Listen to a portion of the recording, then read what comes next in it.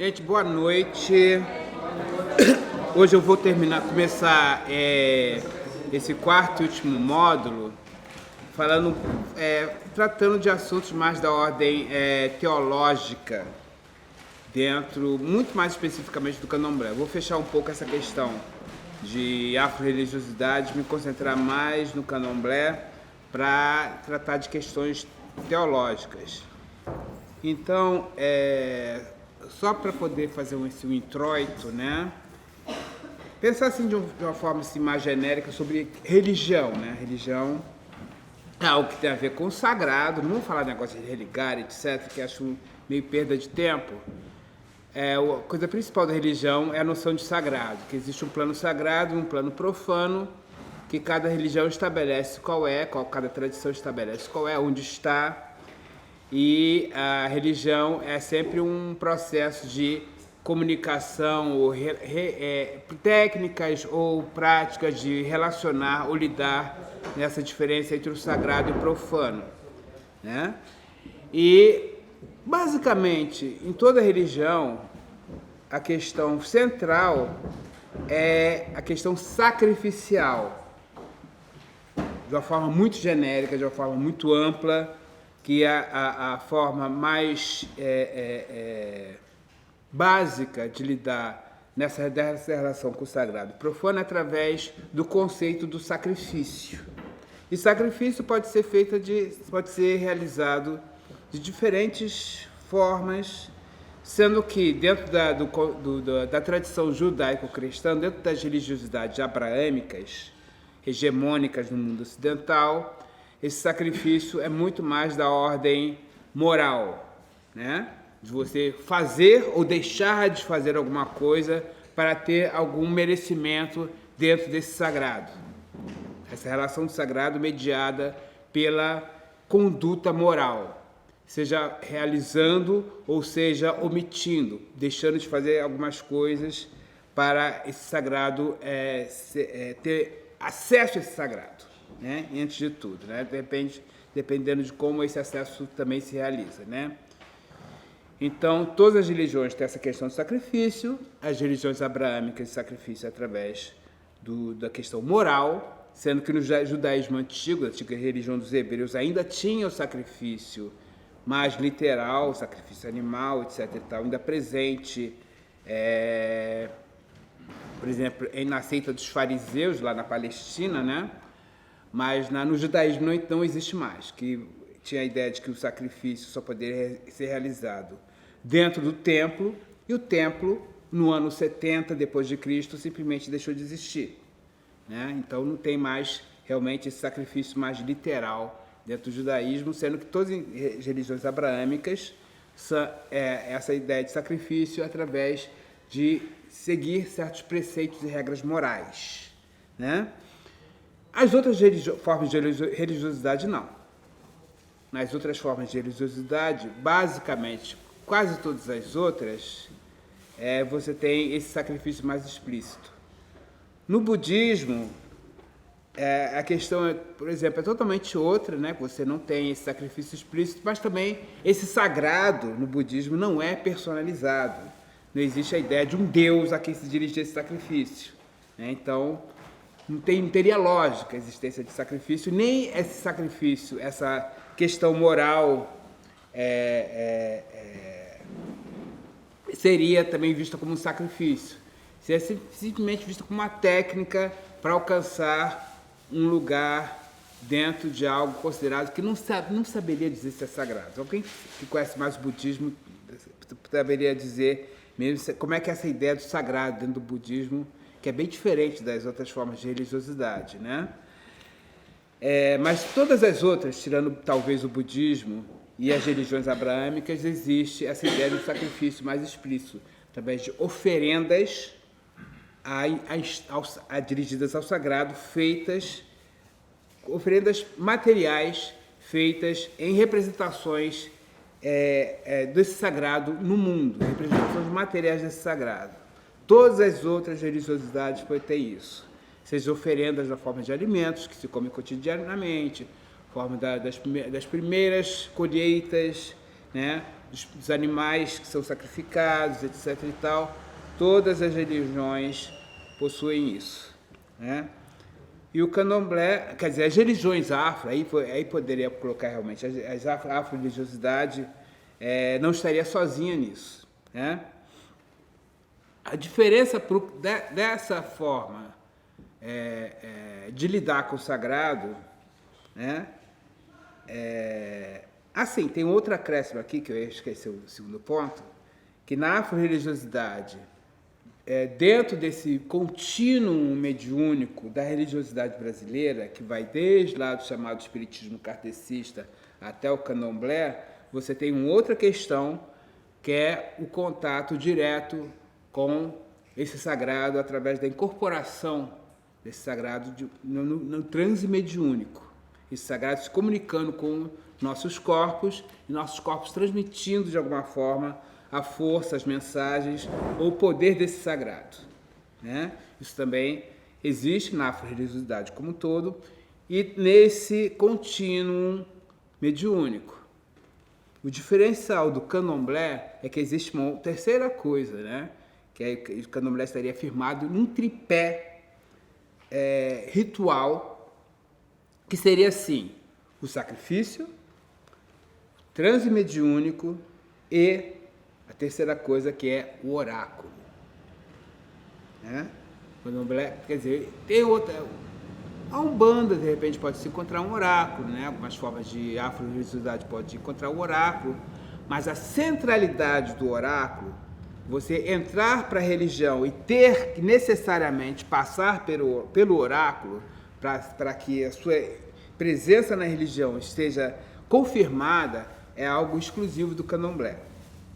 Tá? Então você tem esse tripé entre sacrifício, o transe e o oráculo como forma de sustentação do sagrado, da ideia do sagrado dentro do candomblé, né? Como é que isso ocorre? Como é que esse sagrado se constitui dentro do candomblé? A gente tem um Itã, né? Um mito, que talvez seja, junto com aquele outro que eu contei, do Atorundoro Exu, que seria um mito explícito, um mito que não tem a ver simplesmente com situações, Oxalá não come dendê, então tem um mito que explica, seriam os mitos explícitos, que vão explicar alguma coisa. Aí tem um mito implícito que vai dar o tom de todo o sistema. Talvez o mito mais explícito que sustenta o candomblé, dentro do candomblé, né, que trazido da religiosidade africana, religiosidade iorubá, é o mito da separação entre os dois domínios da existência. O domínio do Orum e do Aie, que seria o domínio da existência transcendental, e a existência material genérica. Que eu não diria necessariamente que o Aie fosse o profano e o Orum seja o sagrado. Não necessariamente. Daqui a pouco eu vou explicar melhor isso. Mas esses dois planos de existência, né, são os planos atravessados por esse tripé: o oráculo, o transe e o sacrifício.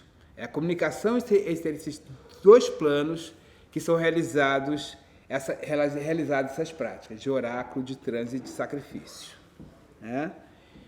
Então, nesse Itã, nesse mito, se conta que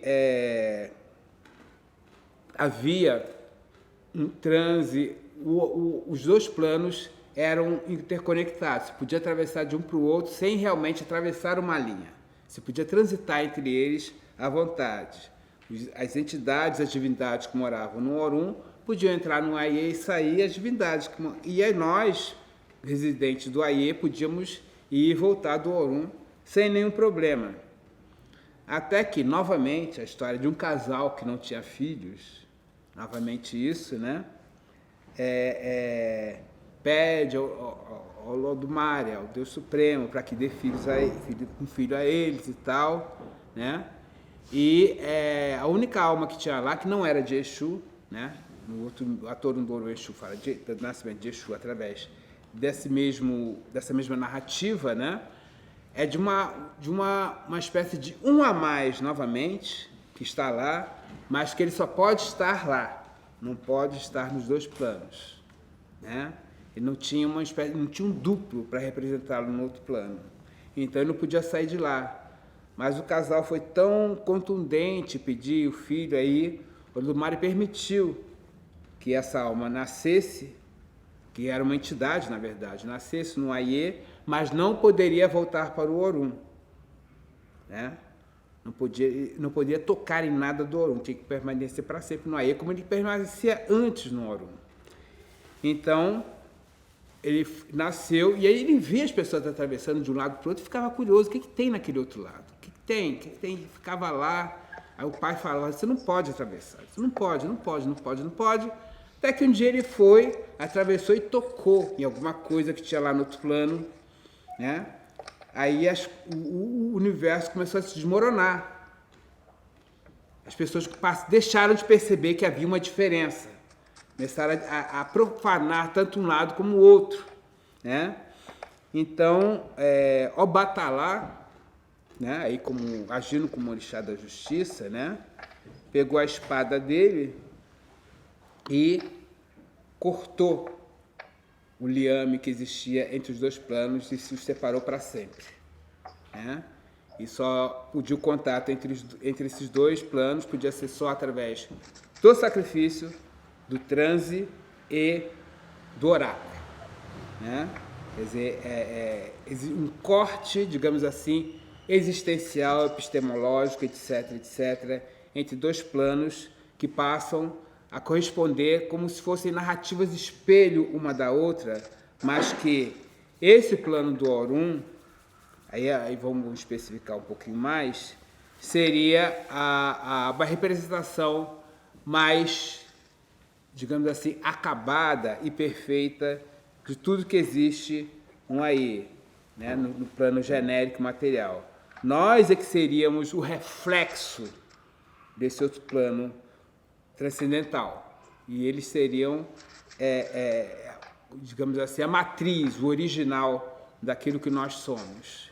Então, para buscarmos a explicação de nossas origens, do que somos, e para nos completarmos aqui, que somos seres incompletos, que precisamos achar o nosso sentido, a nossa identidade, temos que olhar para o outro plano e encontrar as respostas e as soluções através do sacrifício, do transe e do oráculo, que são as formas de a gente contatar esse outro plano, né? Não existiria outro meio, né? Então, esse seria o mito que estabelece toda a liturgia, toda a lógica sacramental presente no candomblé, através desse tripé de sacrifício, transe e oráculo. Não existe candomblé sem esses três, né? Quer dizer, todo o resto seria algo que transita nesse sistema trinitário, né? Em torno disso, né? E esse sistema trinitário é que atravessa essa dicotomia de planos. Em relação a sagrado e profano, né? Você tem digamos assim, o locus original do sagrado seria esse outro plano transcendental, o Orum, né? Seria o locus original do sagrado.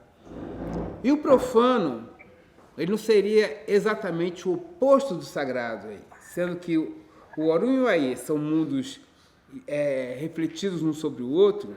O profano seria simplesmente um reflexo não completo, não eterno, não perfeito desse sagrado. Ele não seria totalmente profano, como nós chamamos. Não teria esse aspecto moral ou sujo. Teria um aspecto imperfeito, talvez, né?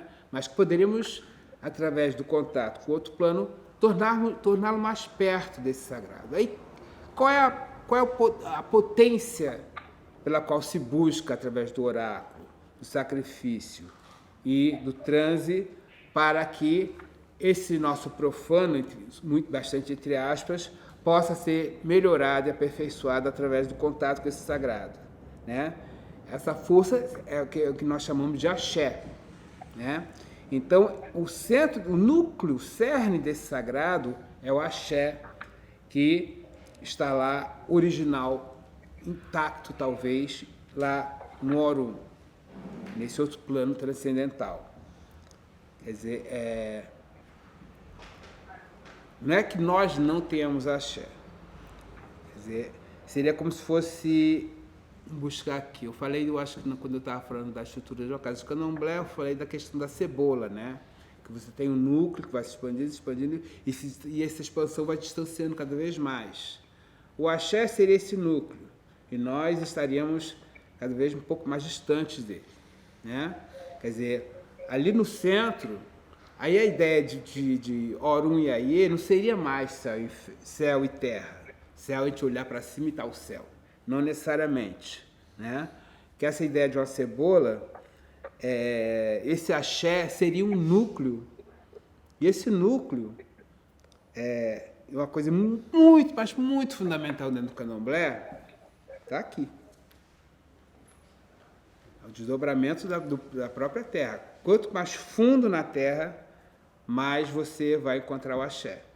É como se fosse se soubessem que os urubás conhecessem a coisa da ideia da terra como um globo, pensaria que o axé seria o centro do núcleo do centro da terra, né? Mas não é assim. Aí seria uma noção mais espiritualizada, mais transcendental, não material, né? Seria esse núcleo da terra, mas a terra como uma entidade espiritual, né? Não uma entidade material como nós entendemos dentro das ciências, etc. e tal. Seria uma entidade construída, abstrata. Então, essa ideia de uma construção de uma terra, né, seria algo muito fundamental, não diria dentro de várias outras cosmologias, mas na cosmologia iorubá e na cosmologia do candomblé, é também um fundamento muito grande, né? Porque teríamos, então, esse plano original, transcendental do Orum, ele existiria antes de existir a Terra como entidade, como eu estou falando aqui. E a Terra não é o Aie. Então, são dois planos, digamos assim, de experiência e de narrativa, e não dois lugares nesse sentido, como a gente entende, que a gente pensaria na Terra como um lugar que está no Aie. Mas o Aie não é a Terra, é uma experiência e uma narrativa, entendeu? Tanto é que nos mitos fundamentais, nos mitos de criação, você tem as divindades vindas do Orum se dirigindo para o Aie para criar a Terra, mas o Aie já estava aqui, né? Esses planos sempre... não existe a ideia de uma criação desses dois planos, como tem, por exemplo, no livro de Gênesis, né? Esses planos narrativos e de experiência são constantes, são contínuos, né? A criação da Terra é que é assim, temporal, material, finita, né? E aí você tem as divindades vindo criar a Terra, vindo criar os seres vivos, né? E que esses seres são, sim, reflexos de seres já pré-existentes no outro plano, né? E cada ser criado, inclusive a própria Terra, talvez a Terra mais do que todos, possuem um princípio básico, que é o princípio que ao mesmo tempo fala da sua identidade, da sua finalidade, da sua essência em si, né? Finalidade, identidade e destino, né? Digamos assim, né? Que esse conceito seria o conceito de Odu. Odu é o seguinte: Odu, cada um de nós temos Odu, como todos os seres, como a própria Terra tem o seu Odu, né? A Terra foi o primeiro ente do mundo criado até um Odu, né? Então, a Terra seria bem lá, eu acho que, não me lembro qual texto grego que fala, eu acho que é o Homero, na Ilíada, que fala da Terra como sendo a primeira profetisa, né? Então, a Terra que encobre, esconde de nós, talvez a Terra, a Terra seria o elemento que talvez nos separa do plano transcendental. Que dentro do candomblé, os chamados fundamentos materiais, que representação das divindades, das forças mais poderosas dentro do candomblé, né, são originárias da terra ou são enterradas para que terem contato maior com a axé. Então, quando a gente vai assentar um orixá, uma coisa que é fundamental para poder fazer a representação material do orixá de cada um, é você ter uma pedra ali. Uma pedra que é colhida na natureza, ou seja, está ali na terra, e ali a presença desse sagrado vai estar maximizada ali nesse objeto, né?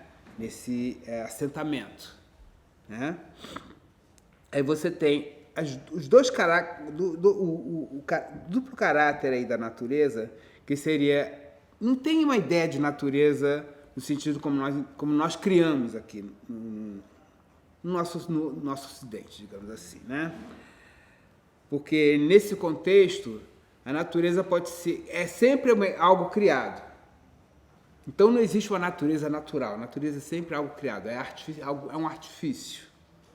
Existe um artifício, digamos assim, que foi dado a nós, que seria essa ideia de natureza que nós temos, e esse artifício que nossos ancestrais legaram para nós. Aí seria a ideia da cultura, que não é tão separada da natureza nesse contexto.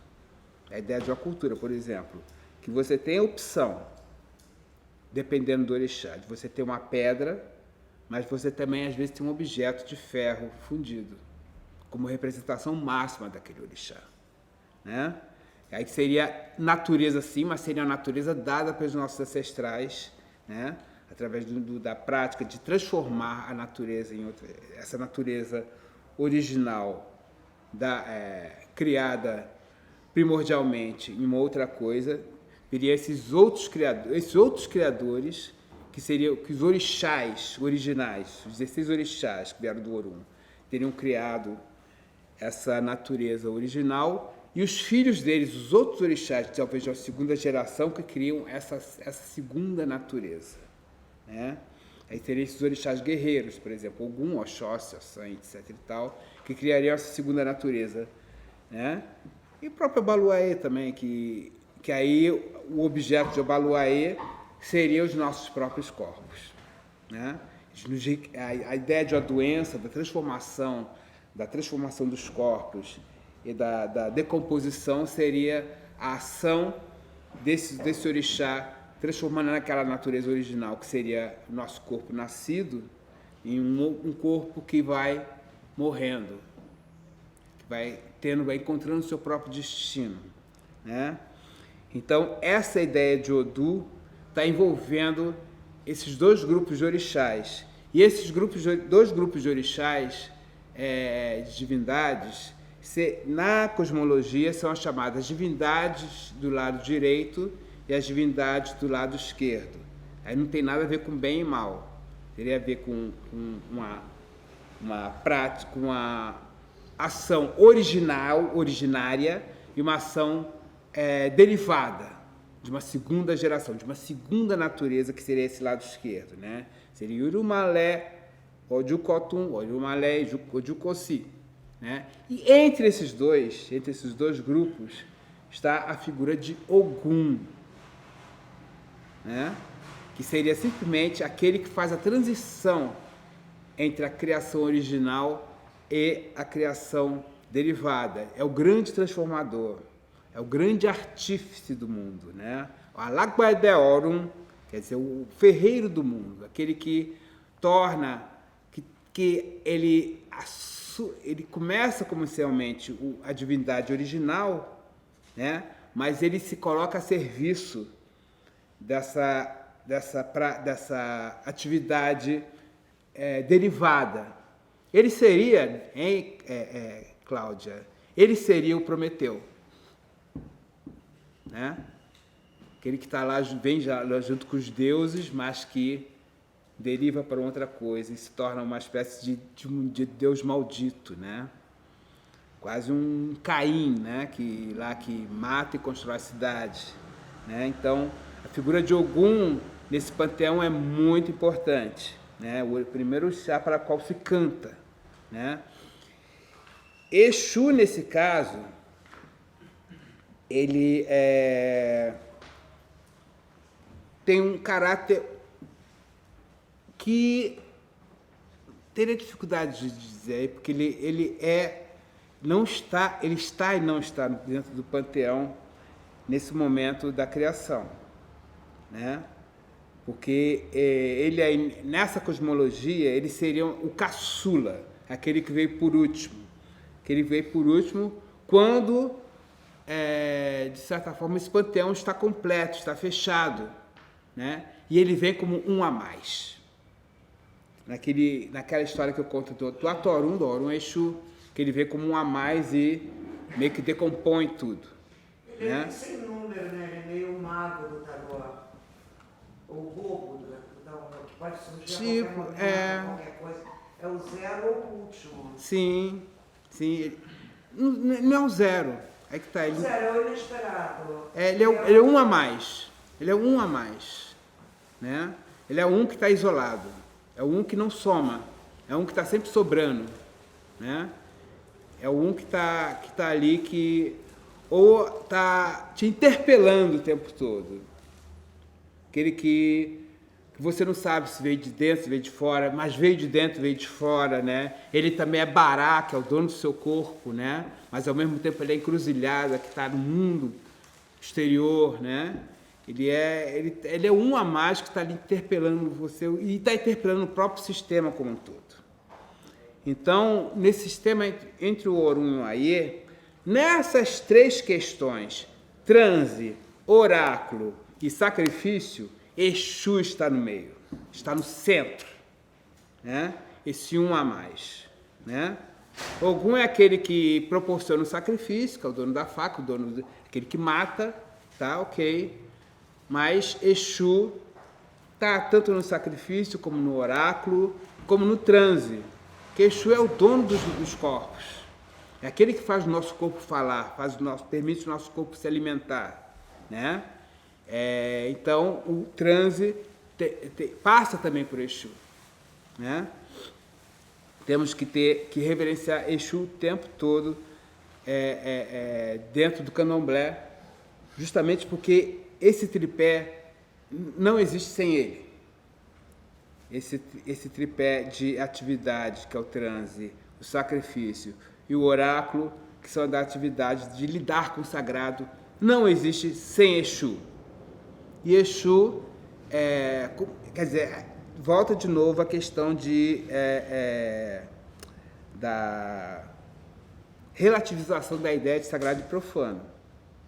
Exu não está em nenhum dos dois lados. A gente não consegue encaixá-lo, nem no sagrado, nem no profano. Mas ele consegue estar nos dois ao mesmo tempo. E sem estar em nenhum dos dois lados. É uma coisa muito paradoxal. Né? Não sei como é que se explica isso.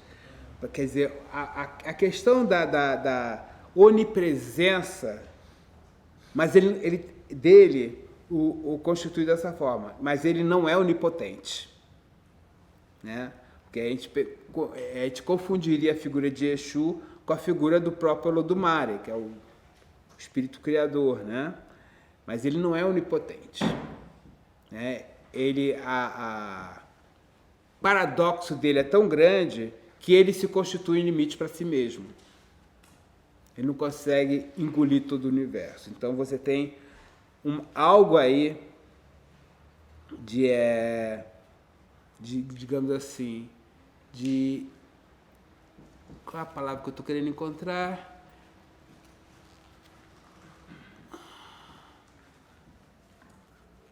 Estou só esquecendo o termo em inglês, unfathomable. Esqueci como é que é esse em português.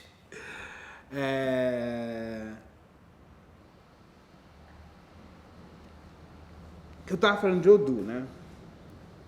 Que Odu é identidade e finalidade de cada coisa. Mas Odu também pode ser uma segunda coisa. Odu, a palavra Odu em Yorubá significa um container. Qualquer objeto oco e fechado é um Odu. Né? Sobretudo objetos grandes e redondos. Né? As frutas grandes e redondas são como que metáforas do Odu. Né? Então, Odu é algo que representa a própria ideia de contenção das coisas. Né? Então, e Odu também é uma divindade. É uma divindade que, sim, essa seria realmente a divindade primordial. Né? Que seria uma divindade feminina, né? Talvez predominantemente feminina, mas tecnicamente ela seria hermafrodita, andrógena, né? Porque dela participa também masculino, né?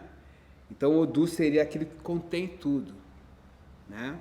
A ideia de conter tudo, não que a gente saiba que tudo pode ser contido, mas a ideia, o ideal de se conter tudo estaria aí esse conceito de Odu, que poderíamos também olhar como sendo uma divindade.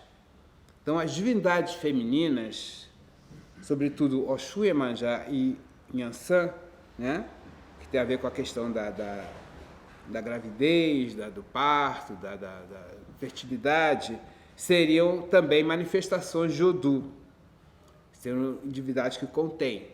Né? Mas aí, por isso que eu deixei de falar para falar de hoje, né?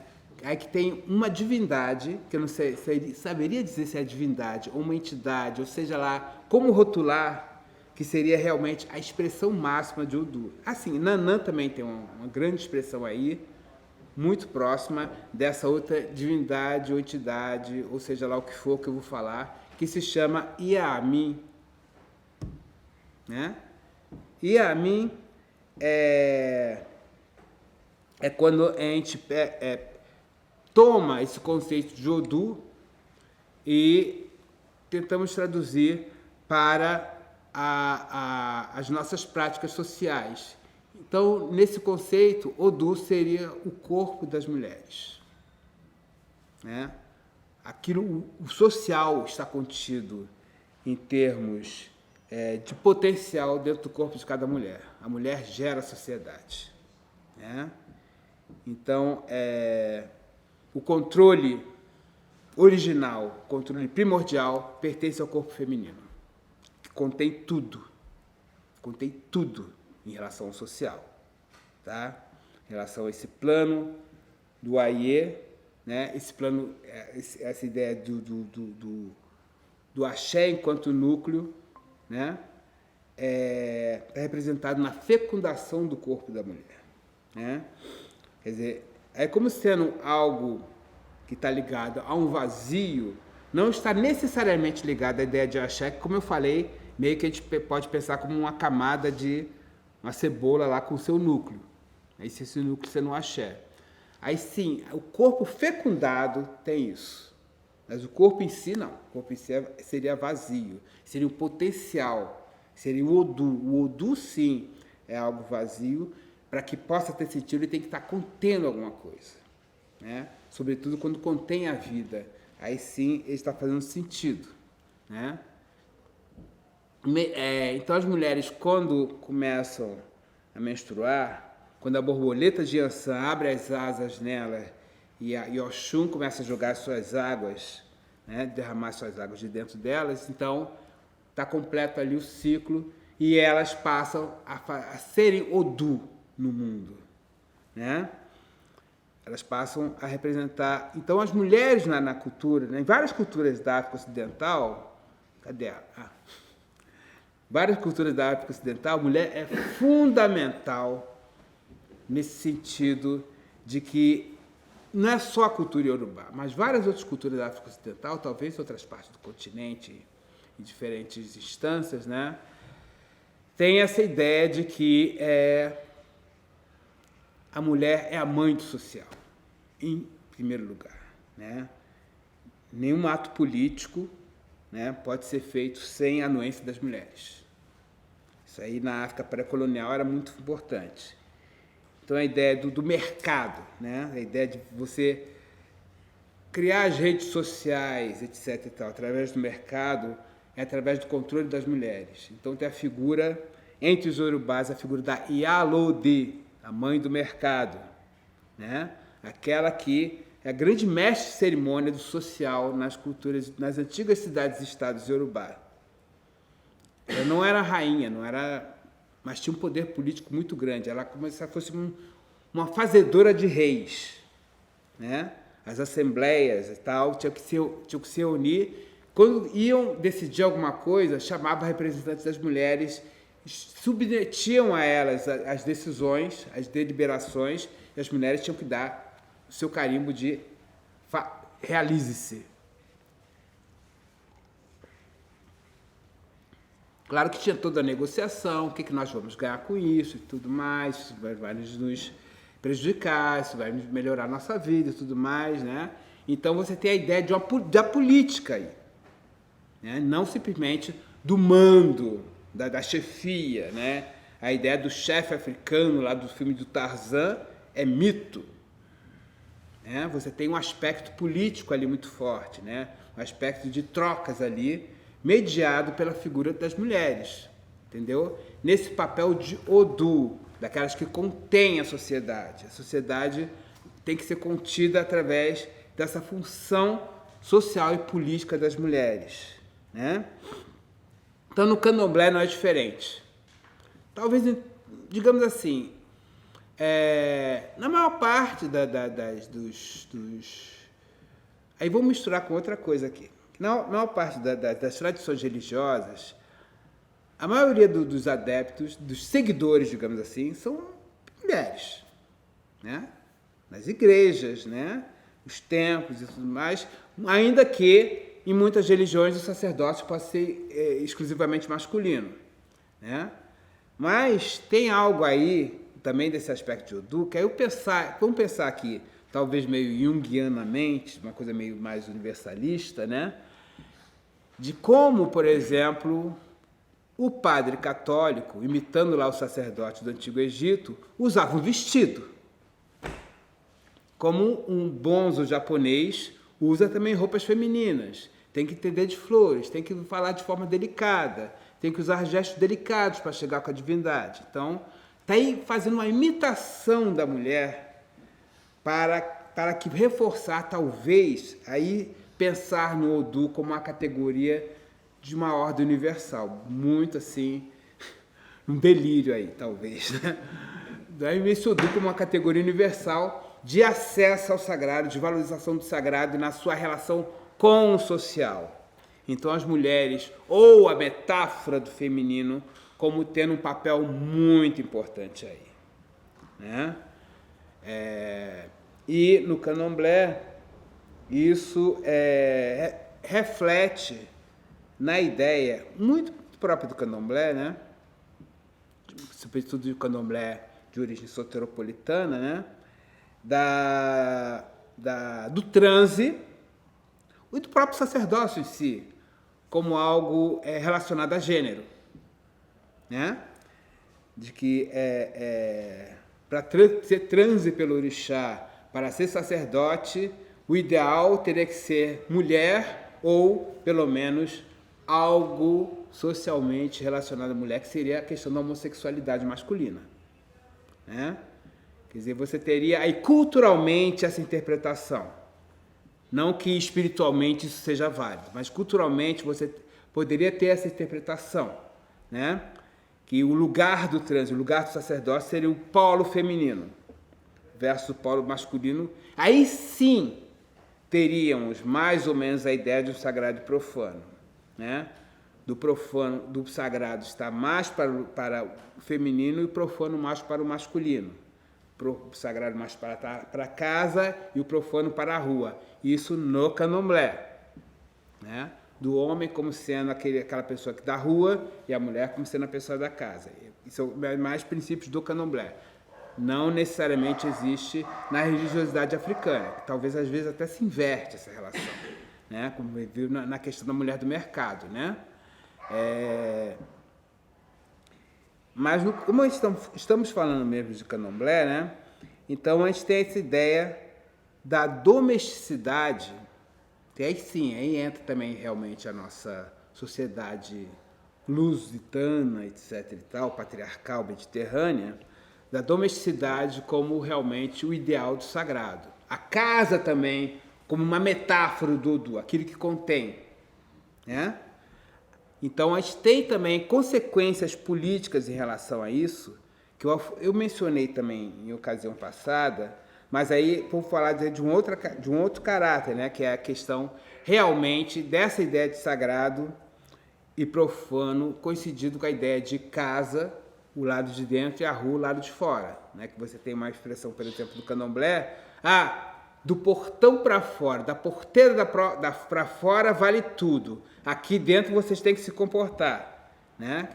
Quer dizer que você tem essa ideia de separação entre o Orum e o Aê, reproduzida nessa fala, já aplicada à ideia de sagrado e profano e à ideia de dentro e fora, em relação aos templos, às casas, às roças de candomblé, né? Esse dentro e fora significando sagrado e profano, sendo que, como o Exu está sempre no meio, você tem os paradoxos também, né? Quer dizer, você tem a ideia do dentro da casa, a casa não é totalmente imbuída desse sagrado. Você tem lugares e momentos também profanos.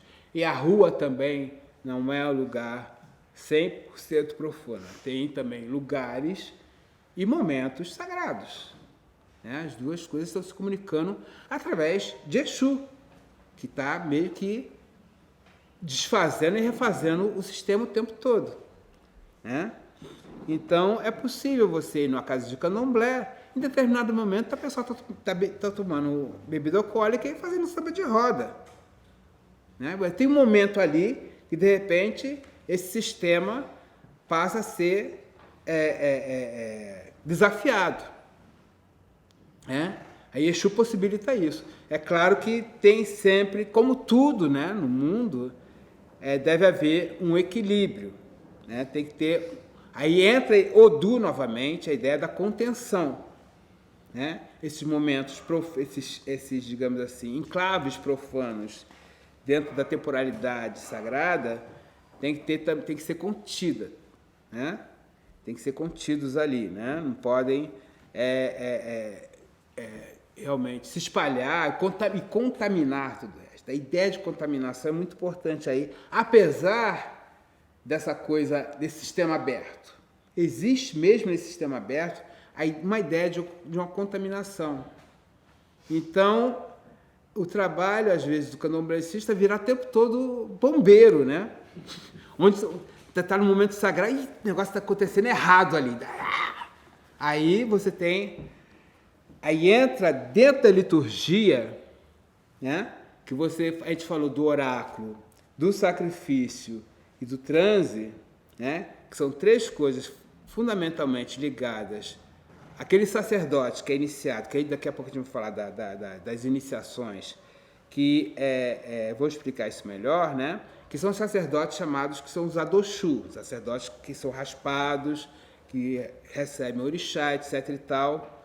Mas esse papel de bombeiro, digamos assim, da contenção, secundariamente, esse sacerdote pode atuar, mas quando eles estão todos em transe, eles perdem o controle disso. Então, tem as figuras ali das equedes, por exemplo, que vão trabalhar de bombeiro, né? Vão jogar o pano em cima, vão amarrar. Quer dizer, o orixá se manifesta, você amarra o orixá.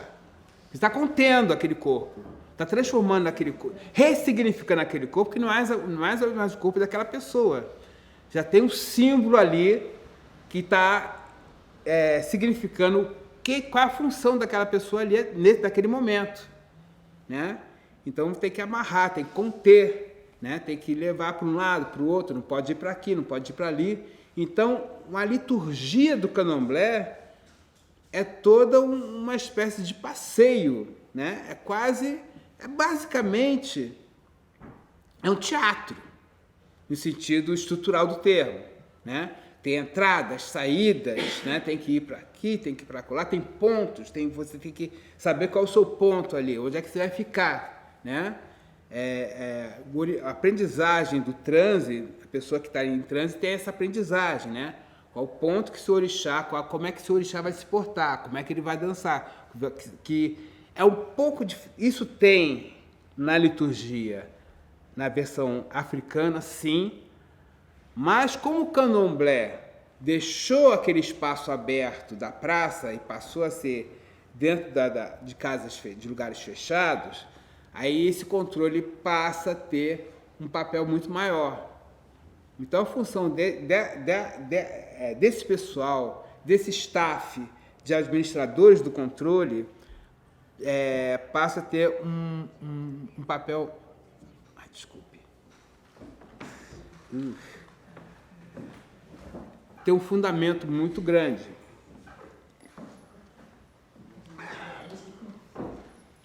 Então, para isso, então, a gente tem que entender um pouco como é essa questão das iniciações no candomblé. A cada uma dessas funções, você tem formas de iniciação diferenciada, né? E toda iniciação, claro, tem um oráculo, tem um sacrifício e tem um transe. Só que você tem dois tipos diferenciados de iniciação, como eu já mencionei em momentos passados, né? Tem iniciação para o transe e tem iniciação que não é para o transe. Pessoas sacerdotes e sacerdotisas sem o transe. São iniciados, sim, mas é um outro tipo de iniciação. Mas o transe está ali. Por quê? No candomblé, pelo menos, quando a pessoa se inicia, passa por todo o processo de renascimento ritual, certo? Que a pessoa recebe algumas energias dentro do seu corpo, tem algumas energias que são usadas para são limpos de certas energias que são ali nocivas naquele momento, e para receber outro tipo de energia que vai possibilitar o contato com o orixá pessoal da pessoa quando é o transe. Quando é a pessoa de não transe, a pessoa simplesmente tem aquele orixá, recebe o objeto sagrado daquele orixá, mas ela não é preparada para o transe. Ela é preparada para ter contato com aquele objeto exterior a ela, não interior, que é o orixá dela, e também os orixás para os quais ela está sendo preparada para cuidar. Entendeu? Todo sacerdote de não transe é, em princípio, um zelador de orixá. Zelador é igual pai de santo, é igual a orixá? Sim, mas todo Ogã, todo Eked também é um zelador, que zela pelo orixá de alguém, além do seu próprio, né? Porque vou aqui explicar como é que isso funciona. A pessoa, quando é escolhida para ser Ogã ou Eked, ou seja, pessoas iniciadas para o não transe, né? As pessoas são escolhidas para cuidarem de algum orixá ou de algum grupo de orixás dentro da casa. Elas fazem o juramento para este orixá, não para o seu próprio. Elas cuidam do seu, recebem o seu e tal, porque são iniciadas. Mas o objeto principal da iniciação é o orixá para o qual elas se dedicam. Tanto o Ogã como o Eked. Então, quando recebem essa iniciação, elas recebem um cargo também, que é um cargo ligado a esse orixá, ou a esses orixás. Por exemplo, o Ogã, responsável pela orquestra, vai tocar o atabaque principal, vai tirar as cantigas principais, etc e tal, vai ter esse ensinamento, né? É o chamado Alagbê. Né? Alagbê seria uma cabaça fechada, né? Não aberta, né? Sem tampa, que ali marcaria o tom das cantigas, né? Dali faria o chequeré, por exemplo, né? Esse seria o Alagbê. O Alagbê de uma casa é o labê do orixá principal dessa casa. Se a casa, se o pai de santo, a mãe de santo, é filho de Ogum, esse alabê é alabê de Ogum, independente dele ser de Oxalá, de ser de Oxum, dele ser de Yansan, de ser de Oxóssi, é alabê de Ogum. E a iniciação dele é voltada para se dedicar a este Ogum, né? Cuida do seu orixá, etc e tal, vai ter lá a representação do seu orixá, mas o orixá dele mesmo não é o centro da atenção dele. A atenção dele é o orixá para o qual ele está sendo ali preparado para cuidar, né? O outro tipo de Ogã, o Axogum. Shogun é o responsável pelo sacrifício dos animais, dos quadrúpedes da casa, né? Então, é a mesma coisa, né? O orixá do pai ou da mãe de santo vai lá e aponta, suspende aquele Ogã para ser o Axogum da casa.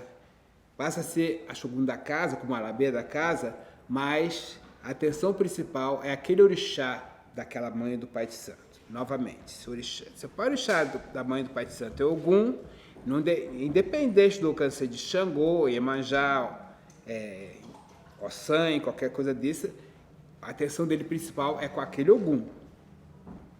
E aprende tudo para poder agradar aquele Ogum.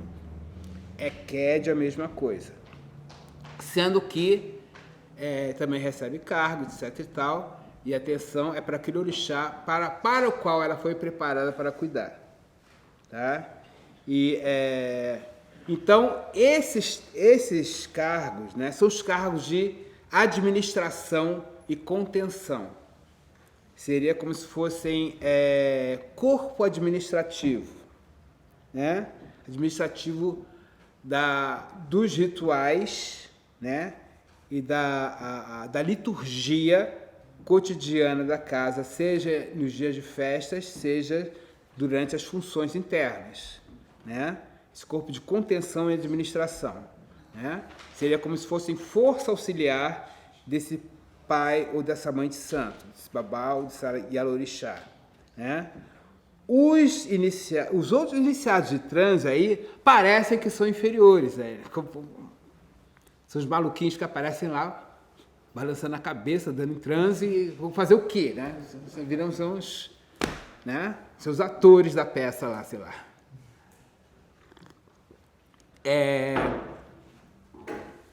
E eles são o centro acaba que eles são as pessoas, né? O corpo a ser administrado e contido, né? Administrado, por exemplo, o alabê vai saber qual cantiga para aquele orixá que se manifestou ali, qual as cantigas que ele vai ter que dançar para receber, para poder fazer vários atos e contando a história dele, para despedir, etc e tal. Uma administração. E a Eked vai lá estar contendo, vai estar amarrando, vai estar enxugando, vai estar ajudando a vestir aquele orixá, etc e tal, né? Quer dizer, é o objeto ali, o sacerdote de transe passa a ser objeto do culto quando está em transe.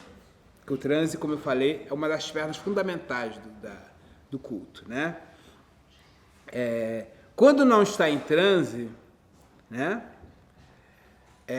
Eles passam eles são auxiliares desse corpo administrativo que contém. Então, dentro do candomblé de tradição Queto, pelo menos que é a tradição que eu pertenço, Ogãs e Ekedes, da mesma forma que o pai e a mãe de santo, são vistos como zeladores do sagrado, então são chamados, como o pai e a mãe de santo, são chamados também de pai e de mãe, pelas pessoas que são sacerdotes de transe. São chamados de pai e de mãe, porque pai e mãe, na nessa cosmologia iorubá, nessa cultura afro-religiosa, é simplesmente aquele que administra que ministra e administra, e aquele que contém. Essa função paterna e materna, de administrar e conter as crianças ali, né? Não necessariamente de educar o tempo todo, mas pode também entrar na questão da educação, quando assim capacitada e autorizada pelo pai ou a mãe de santo. Que o pai e a mãe de santo é o rei, é o sumo sacerdote, é o professor, entendeu? É o psicólogo, né? É muita coisa junto, entendeu? Sem nenhum tipo de privacidade se permite, né? Porque é 24 horas por 7. Tem pessoas que se negam a isso, né? Mas basicamente a imagem original, a imagem primordial, digamos assim, arquetípica é essa, né? Uma espécie de rei dentro de um pequeno feudo ali, que é uma casa de candomblé, né? Teria esse corpo, digamos assim, de cavaleiros e damas auxiliares, que seriam esses organizações sequedes, e teria os súditos, que seriam os súditos no sentido mais genérico, né? Que seriam esses sacerdotes iniciados para o transe. Mas esses súditos, ao mesmo tempo, tem uma importância muito grande, que é através deles que uma das pernas desse sagrado se atualiza através do transe.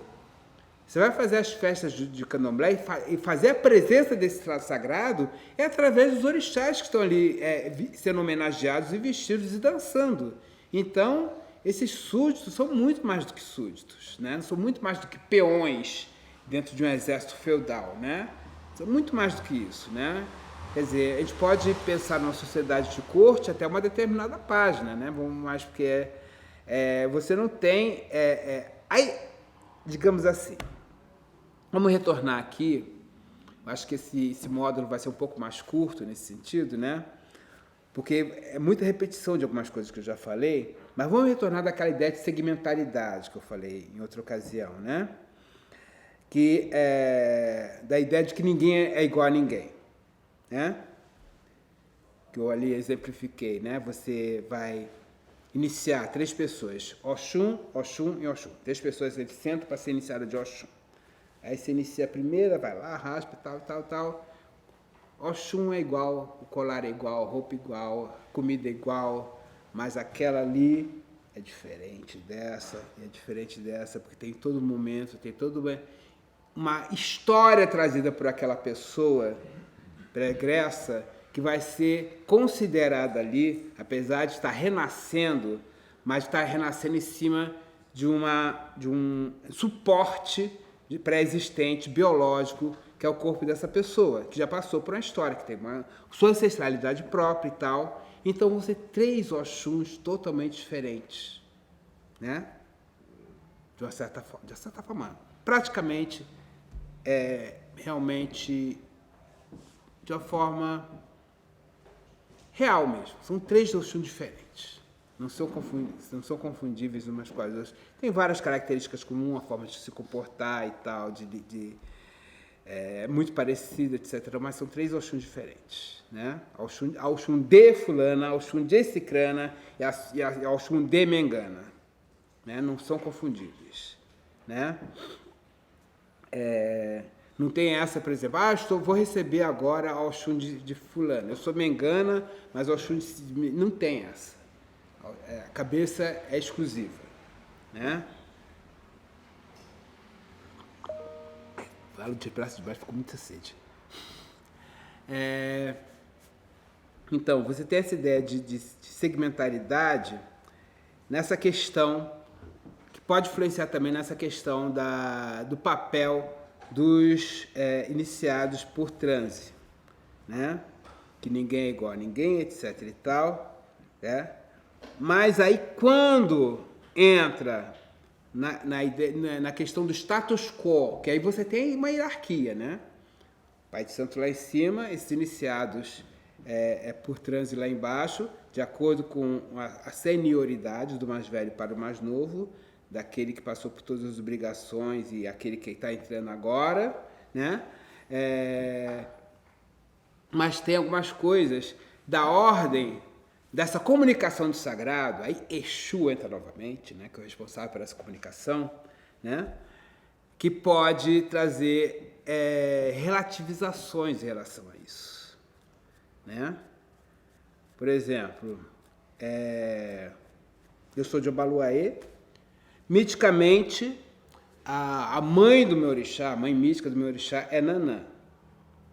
Se um dia, por exemplo, eu for iniciar uma pessoa de Nanã, né, as pessoas vêm, fazem prostração para mim, até os orixás que são iniciados por mim também fazem, porque receberam o axé da minha mão, né, mas quando chega a vez de Nanã, né, ela pode vir, mas eu vou me prostrar para ela primeiro, independente dela estar nascendo ali naquele minuto, porque aquele sagrado é muito maior do que o sagrado que eu carrego naquele momento. Em outros momentos não, mas naquele momento, porque a ideia da comunicação do sagrado é mediada por Exu, e Exu traz esses paradoxos.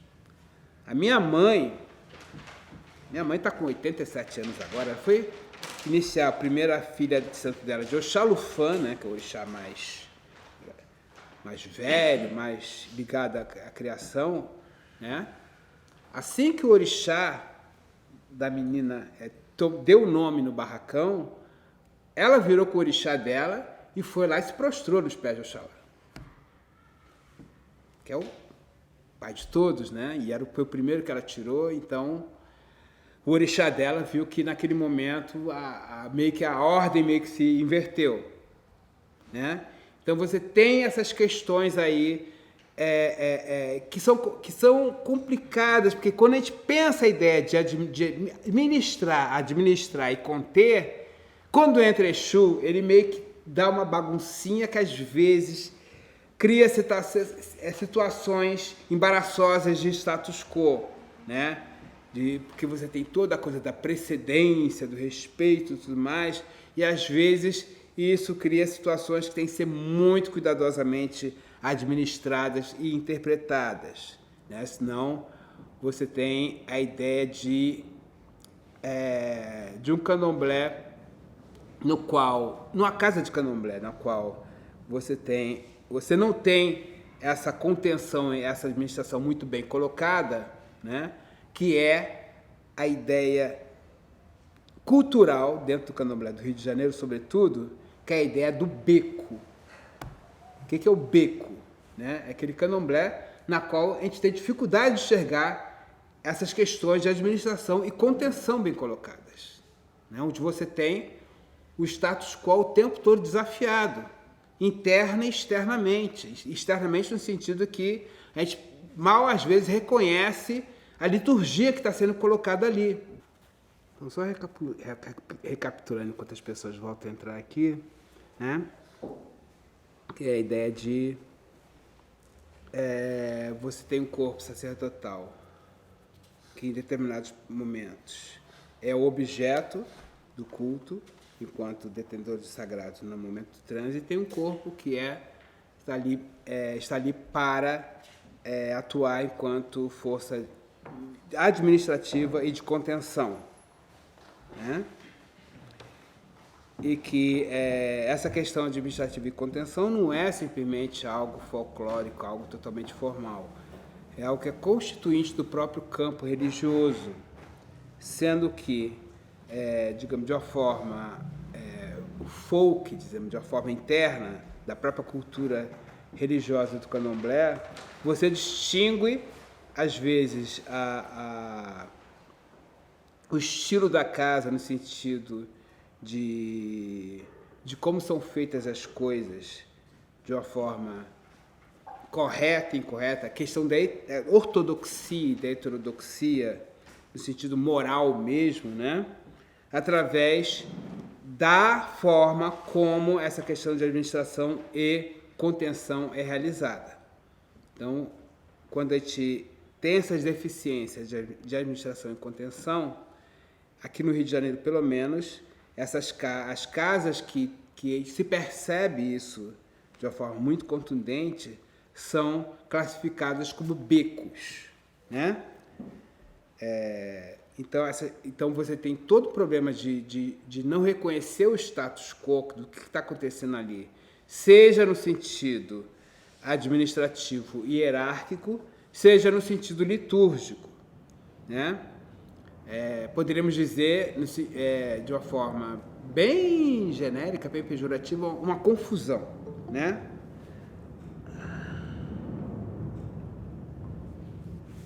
Quer dizer, essa ideia de beco seria a ideia de uma confusão gerada por um déficit dessas questões de administração e contenção litúrgica e ritual, né? Quer dizer, aí você entra aí em questões políticas sérias no candomblé, né? Porque aí você estabelece a ideia de que há um certo e um errado, de você classificar os praticantes do candomblé internamente, né? Internamente a gente tem essas classificações, essas hierarquizações de quem realmente é merecedor de um prestígio e aqueles que são merecedores de desdém, desprezo, né? E que são problemas sérios que dividem a nossa religião. Então, aí, quando a gente pensa a ideia de Exu estando penetrando o tempo todo ali, criando essas situações, criando essas exceções, né? Que internamente em cada casa a gente percebe. Mas às vezes a pessoa, alguém que é de candomblé e está vendo, nem sempre está ali atualizado com aquilo, né? E aí você tem essas categorias de acusação, de beco, de marmotagem, de não sei o quê, o tempo todo sendo colocadas. Nenhuma casa tem garantia de ser a mais pura e absoluta, de maior qualidade, para nós adeptos do candomblé. Nenhuma tem. Nenhuma tem. Todas as casas, porque estão sujeitas a esses buracos rituais, essas exceções rituais, estão sujeitas às bequices, digamos assim. Todas. Né? Não existe exceção. A questão nossa é como nós nos organizamos em relação a isso, como nós buscamos respostas de nós mesmos, sobretudo em questões políticas, em relação a isso, né? Como nós nos vemos como um todo, que é muito difícil a gente se vê como um todo religioso, dentro do candomblé, e por extensão dentro da afro-religiosidade, né? Mas, Robson, deixa eu te perguntar uma coisa. Você está acreditando numa questão interna ao candomblé e também a Exu, essas confusões, mas eu acho que há também uma questão que não é uma liturgia barata, demanda gente, num mundo que cada vez tem outras demandas mundanas, tem as questões mundanas que também afetam, que às vezes essas bequices é o que tem para hoje, é o que dá para ser, é uma forma da manifestação possível dentro de um ambiente inóspito. Tem essa possibilidade também. Essa possibilidade da adaptação versus assimilação, né? Da improvisação, às vezes, e tal. Tem essa possibilidade, né? Mas o que, às vezes, caracteriza mais a bequice não é o menos. Caracteriza mais a bequice é o mais. É muito importante, às vezes, muito mais característico o mais do que o menos. Quando você tem o menos, né? Normalmente se fala, é um candomblé simples, é um candomblé... Pelo contrário, muitas vezes é elogiado esse menos, né? Não tem pessoas para tocar, vamos fazer o candomblé com palmas, né? Não tem uma roupa legal, vamos pegar as roupas assim, pegar um pano assim um pouco mais humilde e tal, e amarrar no orixá, entendeu? E tal. Quer dizer, isso aí não é necessário, pesa muito menos. Quer dizer, esse menos, essa contingência é muito menos pesada, né? Aí, vamos repetir a questão do Exu. O Exu sempre é o mais, né? É no mais que está o perigo, né? Quando você bota um a mais, ok, o Exu está ali, mas você bota mais um a mais em cima desse um a mais, vai botar esse um a mais, aí vira o Atorum do Orum Exu. Vira fragmentação, vira coisa que já não reconhece mais, já vira coisa já quebrada, né? O beco, caracteristicamente, a ideia de beco, a ideia cultural do beco, a ideia da cultura interna nossa do beco, é a do exagero, é da ostentação, entendeu? Daquele bonito que vai se tornando kitsch, que vai se tornando exagerado, vai se tornando demasiado, né? Em vez de você trazer um pratinho com milho, traz aquele alguidar desse tamanho, entendeu? Quer dizer, o beco é muito mais caracteristicamente o mais do que o menos. Eu acho que claro que tem esse aspecto também, Cláudio, eu acho que também tem isso, mas tem um peso bem menor, né? Quando se investe para o menos, é menos perigoso do que quando se investe para o mais, né? Você buscar sempre a medida certa, e a medida certa é sempre, você como artista plástica deve saber, a medida certa para o menos é sempre menos arriscada do que para o mais, né? E no candomblé é uma forma de arte, né? Digamos assim. Uma casa de candomblé é um objeto de arte, né? É um objeto de arte inacabado. Está sempre construindo, está sempre colocando mais coisas ali. E aí o perigo de colocar mais coisas é de ficar do excesso, né? Que a gente vai colocando, mas sempre procurando não acumular demais, né? É um equilíbrio muito delicado, né? É um equilíbrio delicado e às vezes perigoso, né? Que já vimos histórias, por exemplo, em tudo, mesmo na ideia de sacrifício, mesmo nesses 3 pilares do candomblé, talvez sejam os 3 pontos mais comprometidos dessa questão, né? Do mais, né? Da bequice, né? Do transe como uma forma de ostentar alguma coisa a mais que esteja ali, além daquele transe simplesmente, né? Do oráculo, idem. Do sacrifício, idem. Ah, vamos sacrificar. O oráculo diz que vamos sacrificar 3 galinhas. Não, mas aí tem que, não sei, não pode. Como é que as pessoas... Aí tem a coisa do que as pessoas vão dizer. 3 galinhas é muito pouco, não vai alimentar ninguém. Aí vão comprar um carneiro e bota a pele do carneiro lá na parede e tudo mais. Aí tem aquela sanguinolência assim, desnecessária ali. Não foi o que o oráculo falou. O oráculo falou que era necessário para aquele momento, para aquele contexto. Isso, né? Pode ocorrer perda de axé, pai? Sim, total. Que a ideia de axé, vamos colocar, o que eu ia falar realmente por último é a questão do axé, né? Aquele núcleozinho da cebola lá embaixo, né? Eu acho que a simbolização que eu falei da Ziamin e de Odu é a cabaça redonda com tampa mais fechada, e a mim seria aquela cabaça, digamos assim, de pescoço, com um pássaro dentro.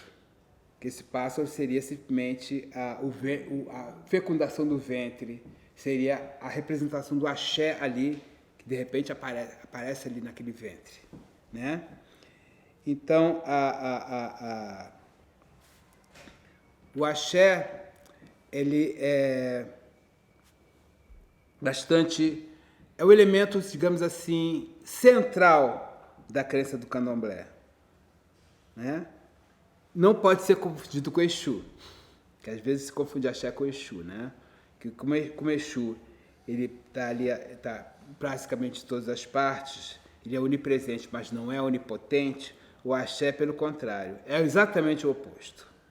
Ele é onipotente, mas não é onipresente. Tem coisas, instâncias e situações sem axé. Que é tão tênue o axé existente ali que a gente já não tem mais nada ali, né? Ele é onipotente, mas não é onipresente. Ele pode tudo, mas não pode estar em todos os lugares. A gente está sempre ali atualizando o axé, retomando o axé, né? Quer dizer, o tempo que a gente, por exemplo, tem pouco contato com o oráculo, com o sacrifício e com o transe, vai contando ali na espécie de relógio de axé. Então, no momento que a gente está o transe com o oráculo, o sacrifício, a gente volta a ter contato com esse axé. Muitas vezes a pessoa vai no jogo de búzios e tudo mais, ali tem uma espécie de contato com esse axé, e sai de lá, às vezes, sai melhor do jogo, né? Eu vou fazer bola para quê? Sai melhor, tá tudo bem, né? Às vezes levanta do jogo, você recebeu alguma coisa ali, recebeu um axé, teve contato com alguma coisa ali, que tornou a pessoa um pouco mais completa, mesmo que seja completa de algumas informações que às vezes apareceram ali, né? Então, o axé é o único elemento do sistema que é total, que é completo em si mesmo, né? Não tem incompletude, ele apenas tem distância, né? Que é uma distância não necessariamente geográfica, mas uma distância que é conceitual, no qual o conceito principal somos nós mesmos, né? Quer dizer, as práticas, as atividades, as coisas que nós podemos fazer podem conter axé, algumas mais, outras menos, mas algumas práticas, por exemplo, a pessoa que recebe uma obrigação, recebe um axé na cabeça, né? Sacrifício e tudo mais, ela está quase plena de axé ali. E aí, no momento que ela vai fazendo as coisas, lava a cabeça e tudo mais, aquele axé vai diminuindo. Então, para poder conter, você realiza algumas práticas. A pessoa que ministra o axé, aquela pessoa vai dizer, você não vai fazer, por alguns dias, você evita fazer isso e aquilo, para você conter esse axé. Você, digamos assim, você absorver esse axé e você ter esse axé presente no seu corpo. Então, é o chamado resguardo de axé, né? Que vai variar de acordo com o sacrifício que a pessoa passou, né? No sacrifício de iniciação, esse resguardo de axé dura a vida toda. É claro que é um pouco mais rígido no começo, né? Os 3 primeiros meses, no primeiro ano, os 3 primeiros anos, os primeiros 7 anos, vai diminuindo a rigidez, né? Mas é a vida toda, porque o corpo dela todo foi imbuído de axé. Ela ofereceu o seu corpo para ser canalizador de axé, né? Através do transe. Então, é a vida toda. Então, fica essa coisa de você estar sempre fazendo alguma coisa para renovar esse axé. Seja um banho de folhas, seja você usar o colar do seu orixá e tudo mais, para poder ter esse contato. Então, esse axé é a única coisa, quer dizer, nesse sistema que é segmentário, onde cada elemento é incompleto, precisa se completar com outro, e ter alguma coisa que ligue ao outro através de Exu, e tem uma coisa que o compensa, que contrabalança o sistema, que é esse conceito de axé. Que sim, que é o elemento que é completo, que é único e que, porém, ele não está em toda parte, né? Não está em toda parte, não está em todo gesto. Então, a técnica de você, quando você se inicia no candomblé, você começa a aprender as coisas para você preservar, não se iniciar, não, digamos assim, se iniciar de uma forma literal, se iniciar como Ogã, Eked ou Iaô, né? Mas mesmo quando começa a ter uma lavagem de contas, tem um obi e tudo mais, já começa a aprender ali, essa primeira aprendizagem de como realmente conter, aí você tem em si mesmo essa prática de administração e contenção desse axé que você recebe, né? Você torna o ganho Eked de si mesmo, né? Ali você também se contendo e administrando aquele axé. Não necessariamente ministrar o axé. Quando você ministra o axé, aí você realmente se torna um sacerdote. Aí já é outra coisa, tá? Eu acho que é muita informação, novamente. Eu acho que o básico que eu queria falar hoje era isso mesmo, entendeu? Que era a questão mais da ordem teológica, essa ligação da teologia com a liturgia, tá? Então, estou aqui aberto para as nossas perguntas. Tá bom? Alô, uma pergunta. Quando o senhor fala do sacrifício, porque aqui a o senhor falou no final, estava pensando que se o senhor está se referindo ao sacrifício como nesse pilar, como esse ato da emolação, ou se aí entra também a questão do ebó mesmo, de uma forma assim mais genérica, porque eu não sei se tem essa questão do ebó ser traduzido como sacrifício, ou se... E ele sempre funciona nessa última parte que o senhor falou, meio como um veículo, né, para, não sei, ou se Exu seria o veículo para levar o ebó, né? Exatamente. Ele funciona nesse equilíbrio, de repente, quando a gente vai no jogo ele parece o ebó, é porque tem alguma coisa que precisa ser... Exatamente. ser mexida ali, né? Sim, todo sacrifício é um ebó. Todo sacrifício é um ebó, em primeiro lugar. O que é um ebó? Ebó, literalmente, a palavra ebó significa oferenda. Entendeu? Todo sacrifício, genericamente, é uma oferenda. E todo sacrifício, em princípio, idealmente, deve ser precedido pelo oráculo. Deve ser colocado, deve ser prescrito pelo oráculo. Né? E o sacrifício, esse ebó, digamos assim, de uma forma genérica, seria como se fosse uma forma de... é uma linguagem. Né? É a linguagem que Exu nos coloca para a gente poder ter acesso a essa instância do axé, desse sagrado, tá? Desse que está lá nesse outro plano de existência e narrativa, que é o Orum, né? Então, quer dizer, os elementos de um ebó, ou os animais que são usados para sacrifício, todos eles têm um significado. É como se fossem uns hieroglifos, assim, né? Que a gente vai escrever uma mensagem, mandar um recado para ali, em relação àquilo que a gente pretende, em relação a intenção nossa ali. Entendeu? Então, cada elemento tem um significado, né? Tem um papel ali. Né?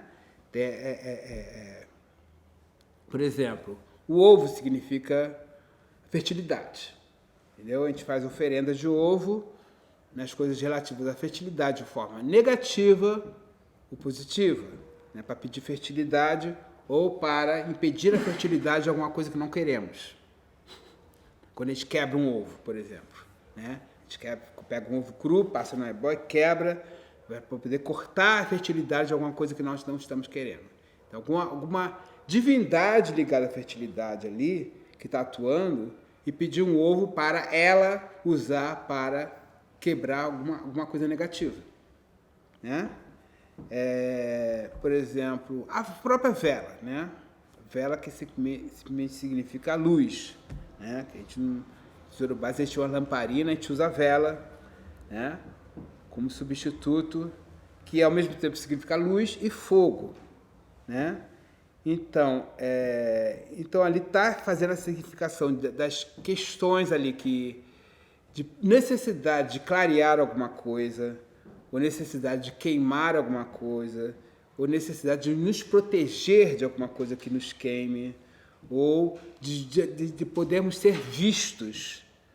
Né? Nós estamos muito sozinhos, muito desamparados, e a vela serve, às vezes, como se fosse um farol direcionado a nós, a espiritualidade poder nos se aproximar de nós. Esse axé que está ali direcionado para a vela, poder se aproximar muito, muito mais ligado também às divindades ligadas ao fogo. Né? E assim por diante. Cada elemento tem um significado, não só nos chamados ebós, né? Mas no próprio sacrifício. O sacrifício é um grande ebó. Né? Vou oferecer o sacrifício para Xangô. É um carneiro, é um mamalá, não sei o que e tal. Tudo aquilo tem significado. para Xangô, né? Para aquela que sacrifício está sendo realizado, né? Tudo aquilo tem um significado, né? É como se fosse, são mensagens que são colocadas ali. Eu queria fazer uma pergunta. Diga. Sendo o Exu, né, onipresente, ele responde todos os odus? Todos os odus. Todos os odus têm Exu. Tem odus onde ele é mais forte, onde, por exemplo, o odu onde ele nasceu, o odu onde ele se multiplicou. Mas todos os odus, Exu está presente. Está presente. E também, quando a gente faz o oráculo, aí tira o ebó, genericamente, é sempre para Exu. Genericamente. Aí, fora, digamos assim, 80%, 90%. O resto, aí sim, aí você tem exceções. Aí tem o ebó que você vai oferecer para os ancestrais, às vezes é um sacrifício, uma oferenda para algum orixá que está sendo recomendada, mas o ebó é sempre para Exu. E no processo de iniciação, Exu pode ser o segundo santo no Juntó? Existe isso? Que a gente chama de Ajó Orixá, né? O orixá que vem... pode ser, pode, não tem problema nenhum, né? Pode ser sim. Pelo menos dentro da minha tradição pode, tá? Dentro da minha tradição pode. Tem outros que eu acho que não aceita, tem esse que aceita, aí vai sim, tem uma espécie de receitas de acordo com as mini tradições, né? Aí tem lugares que diz que você tem que ter o orixá masculino e feminino e vice-versa, né? E tem outros que não, tem outros que você tem orixá e orixá. O que aparece aqui ali no oráculo é o que aparece no oráculo e ponto final.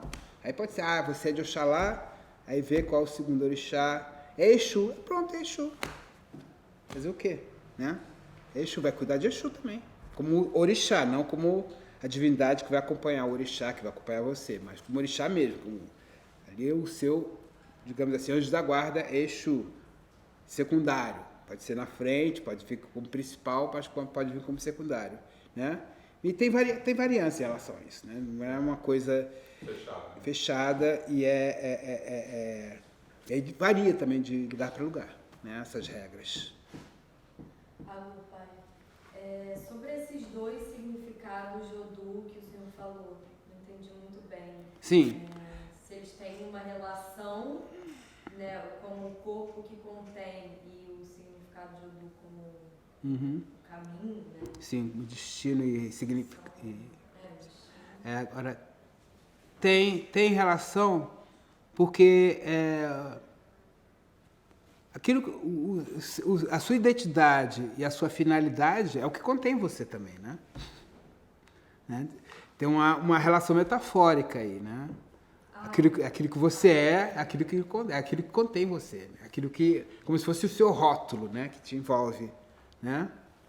Sim. Tem uma ligação, sim, né?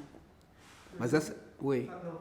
Diga, pode dizer, fale já. Não, por isso que os itãs sobre Odu, eles narram Odu como sendo um corpo, né? Que faz oferendas, ou não? Não entendi. Por exemplo, itãs sobre o Odu, não sei o que lá, foi sacrificado. Alguma coisa, sim, às vezes o Odu é personificado nesses itãs, né? Sim. Mas aí é realmente totalmente metafórico. Sim. Entendeu? É personificado ali apenas como um recurso narrativo. Não é que o Odu seja uma personalidade, muito menos uma divindade, você não vai fazer oferendas para o Odu, isso não existe. Né? O Odu aparece apenas como um elemento narrativo, né? Nessa instância, aí, nesse contexto. E o Odu define o orixá da pessoa? Não, ele evidencia. É uma evidência. Né? O Odu, ele não é um determinante de última instância, ele é um leque, né? O Odu, ele vai dizer de você várias coisas, né, que você pode ali desenvolver sob aquele Odu, né?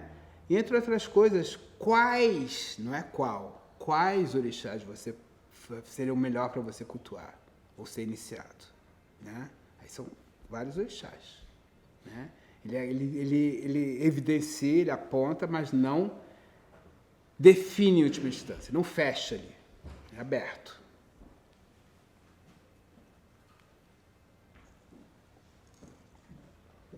Mas eu gostaria de saber, voltando sobre o axé, se tudo que está vivo tem axé necessariamente, ou pode haver vida desprovida de axé.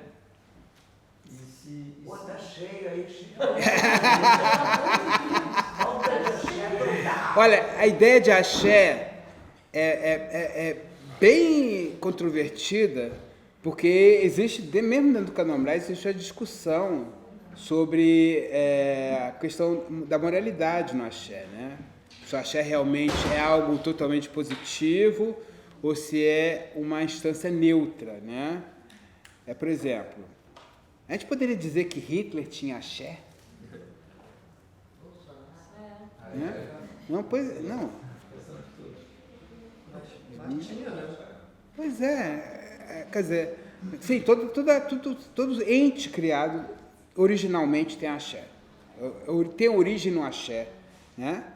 Mas você pode se enriquecer realmente da noção de axé e ter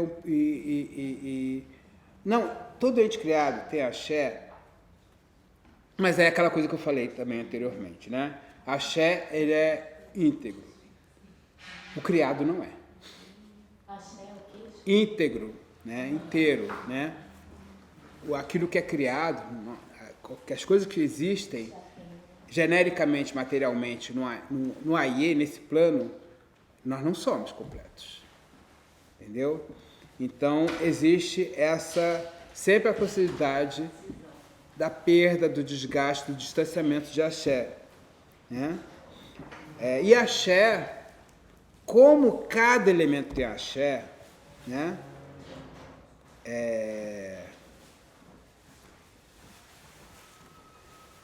E axé significa também uma espécie de agenda quando dirigida a cada elemento, né? O que eu vou fazer com o meu axé, né? Se a minha roupa foi um elemento criado, tem um axé nela, mas eu vou querer esse axé para mim, né? Aí por isso tem a coisa, por exemplo, uma das coisas que tem na questão de preservar, de conter e administrar axé, é a coisa alimentar e a coisa de vestuário, né? Tudo tem axé, ok, tudo tem axé. Mas aquele axé que está naquela comida, naquele hábito que eu tenho, naquela roupa que veste, serve para mim, para o axé, quanto está ali atuando em mim, né? Então você tem, pelo fato de Exu, de novo ele, né, intermediar a atuação do axé em cada corpo, né, ele traz essas contradições. Esse axé é para mim mesmo, né? Eu não vou querer o axé de Adolf Hitler de jeito nenhum. Esse axé eu não quero. Não vou querer o axé lá do presidente atual, também não quero esse axé. Né? Tem lá o axé dele, mas para mim não serve. Né?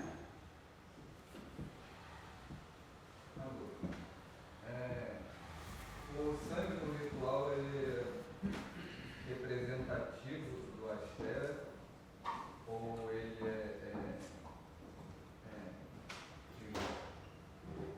você nota aquilo de axé pelo ritual ou ele possui axé inerente? É o seguinte, as coisas vivas têm mais axé que as coisas mortas, só que elas são perecíveis, né? Então, quando a gente faz o sacrifício, não é o sangue em si, mas o sangue quando o veículo da vida daquele ser, que é o elemento máximo de axé que aquele ser possui, né? Então, o sangue cai no chão e tal, ali já não tem mais aquilo que a gente quer. No momento que está jorrando ali. E ali, aí, no momento que ele cai, ele se transforma em outra coisa. Né? Então ele tem que ser transformado de novo. Senão vira simplesmente uma morte. Então, o que a gente faz logo depois que a gente sacrifica?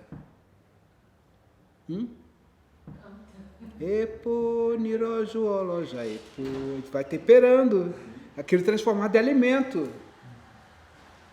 A gente recupera aquilo para não ser perdido para a morte, para não perder o sentido naquele momento. A gente transforma em alimento. Né? E a gente, no final, a gente cobre ali aquele sangue com penas. Passa a ser alimento, uma coisa útil, digamos assim, e depois passa a ser um objeto decorativo, passa a ser beleza. A gente cobre de penas, passa a ser beleza.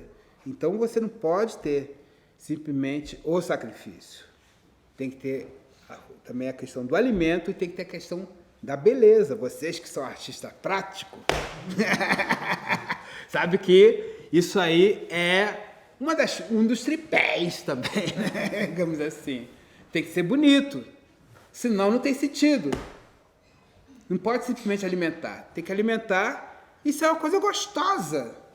Né? Senão viver com barata tem muita proteína, vamos comer barata, né? Não, tem que estar domesticado no universo da cultura também, né? da nossa cultura, dos nossos hábitos, dos nossos padrões estéticos, sejam alimentares, sejam visuais ou auditivos, né? Ou de toque, etc. E tal, né? Os nossos sentidos têm que estar ali comprometidos. Né, para poder realmente realçar esse axé, para esse axé ser alguma coisa para nós na nossa vida cotidiana, né, não ser simplesmente algo abstrato. O que mais? Continuando no axé. E as formas não rituais? Por exemplo, uma aula, isso que a gente está fazendo. Tem um axé? Tem um axé. É um condutor de axé. É um condutor de axé, que Exu está aqui, né? Exu está aqui na comunicação, né?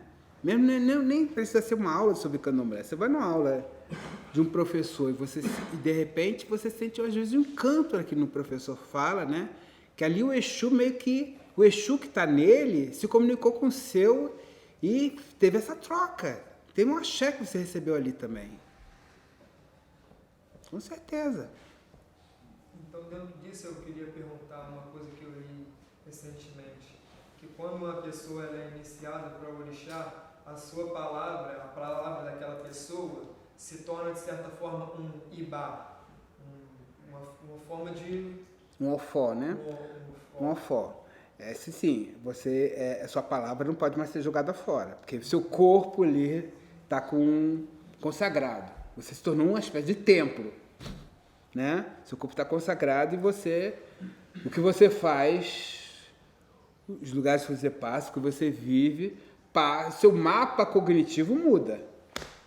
Você começa a ver coisas assim no mundo, seu cotidiano muda, assim, sua visão das coisas muda. A forma de você ver e lidar com as pessoas muda. Então, a sua palavra, inclusive, né?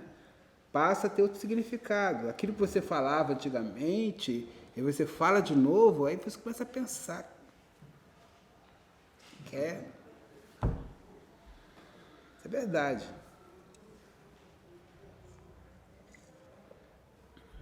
Você falou que quando você joga as pernas, torna assim uma coisa bonita, é uma coisa estética. Uhum. Essa estética, ela é definida, ela muda? Ou... De uma ponto de artista. Sim, muda porque, por exemplo, depende do orixá. Os orixás têm suas agendas, têm suas preferências, como eu falei, né? Você sacrifica para o Oxalá. O Oxalá vai ter aquele sangue vermelho, ele não gosta de coisas vermelhas, mas vai ter aquele sangue ali. Aí vai botar o tempero ali, que é um tempero também bem... que não gosta de dendê, né? Botar um melzinho, botar uma bebida doce ali. E vai botar as penas brancas em cima, que é a cor dele. A estética dele é uma. A estética de Oxum é comprar galinha amarela, botar as peninhas amarelas ali, né? e assim por diante. O Exu gosta de cores escuras, aquelas penas preta e vermelha ali também. Vai ser um sacrifício, ele acaba com uma obra de arte. Ela é definida pelo orixá, pela agenda do orixá, pelo gosto dele. Assim, não sei se está incluso na pergunta dele, mas, por exemplo, se você não tiver determinada coisa, se você pode usar outra coisa que entre nesse diálogo também. Você pode, como é que se diz? Fazer a metáfora, né? A metáfora se estende, né? Você comunica, ela vai deslizando o significado e você vai integrando coisas, né? É só não tomar cuidado para não cair na bequice, fazer coisa demais, né? Aí de repente, eu sou de Oxalá, vou comprar um cavalo branco de marfim, botar do lado do meu Oxalá, ok, ótimo, legal, enfeita, né? Então, é branco e tal, é marfim e tal, né? Mas aí você, de repente, colocar um exército de Napoleão lá de marfim já é meio complicada, né? Quer dizer, tem a coisa do da administração e da contenção o tempo todo, né? Essa coisa do bom senso, né?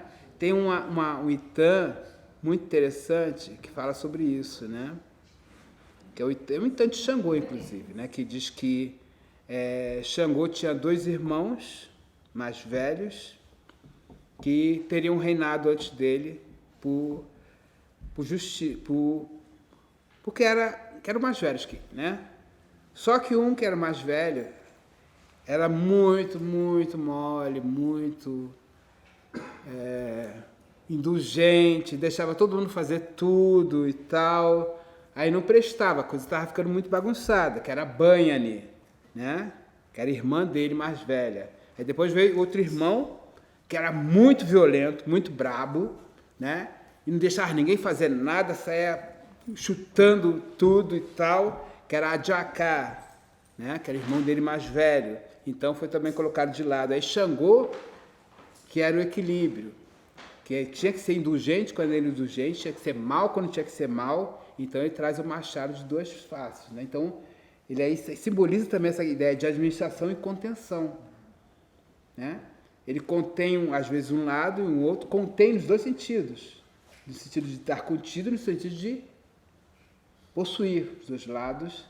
E esses 2 lados estarem ali em equilíbrio, né? Então, é o ideal do comportamento das pessoas dentro do candomblé, e talvez das pessoas em geral, né? Que é encontrar esse meio termo, né? De encontrar, é difícil, né? Encontrar o tom certo, né? A gente colocar o cavalo do lado do Oxalá e colocar o exército de Napoleão inteiro, né? Virar uma coisa de bom gosto, né? E virar uma bequice. Não, tô quieta. Mas uma pergunta, esses são símbolos, né? Muitos objetos, eles se atualizam com o tempo, assim, tipo, hoje em dia a gente tem outros meios, telefone, computador, essas coisas. Esses artefatos entram nas oferendas em um certo momento, eles se atualizam, porque provavelmente antigamente também não tinha todos. Sim, não, claro que sim. Né? Claro que sim. Sempre dessa forma, sempre com esse caráter também de contenção e administração, né? Sempre para não sem os exageros, né? Digamos assim, né? O uso da vela. O uso da vela é um uso nosso, né? Não existia vela na África pré-colonial, né? É uma coisa que nós incluímos, né? A forma de usar as roupas, a forma de vestir o orixá também é uma forma que a gente criou aqui, né? Então, mas aí tem todo um trabalho de negociação, de como nós vamos lidar com esse aspecto metafórico do mundo dos objetos em relação ao mundo do axé, certo?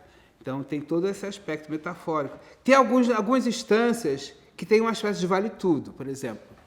Vai numa festa de Herê, Os hereis, às vezes, estão usando óculos, estão usando... Aí sim, aí esse aspecto de carnavalização, às vezes, é aceito, porque ali é uma festa realmente para soltar as feras, né? Aí é possível, aí é aceito, né? Mas na maior parte do tempo, não. Na parte do tempo tem que ter esse comedimento, né? Essa mensuração equilibrada, né? Mas tem possibilidade realmente do mundo dos objetos cotidianos poderem entrar aí conforme a regra colocada lá. E essa questão do acréscimo, como eu falei, é uma questão central nessa ideia de beco. Você coloca objetos demais, entendeu? Você tá lá. Outro dia eu vi no YouTube, festa de Pombagira, a criatura que estava manifestada com a Pombagira estava assim, carregada por vários homens com terno, usando smoking dentro do clube, assim, para lá e para cá, e ela em êxtase, carregada assim. Né? É coisa assim, tem todo elemento moderno, elemento romântico, erótico e tudo mais, mas é uma bequice, né? Pelo amor de Deus. Né? Quer dizer, Mary Monroe. Houve um momento em que todos eram iniciados? Nunca houve um momento que todos eram iniciados. Então, essa iniciação ela se dá através de... Porque quando o senhor diz que um iniciado, o seu corpo vira um templo, e aí muda toda a sua perspectiva em relação, né, com o mundo, teria, assim, uma possibilidade de uma interpretação de um corpo político, portanto, iniciado? Não. Porque traz adjetivos e qualidades relacionais, eu poderia dizer positivas, né?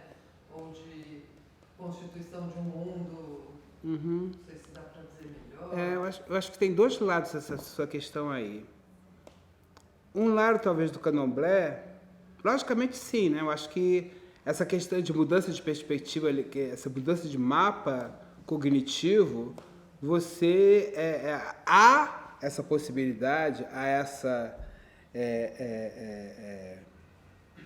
condição possível de se realmente se ter alguma coisa desse aspecto político.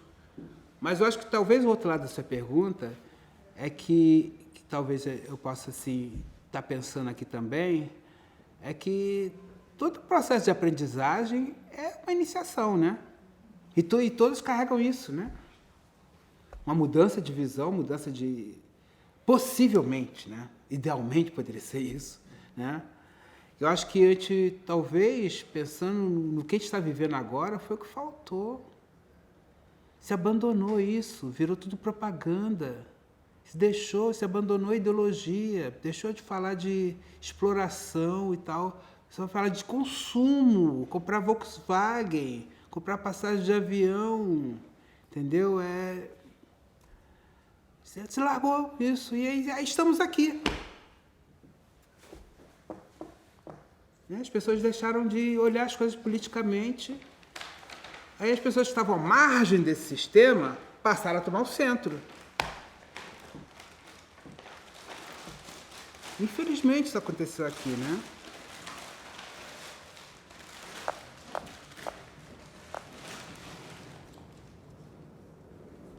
O que mais? Podemos encerrar?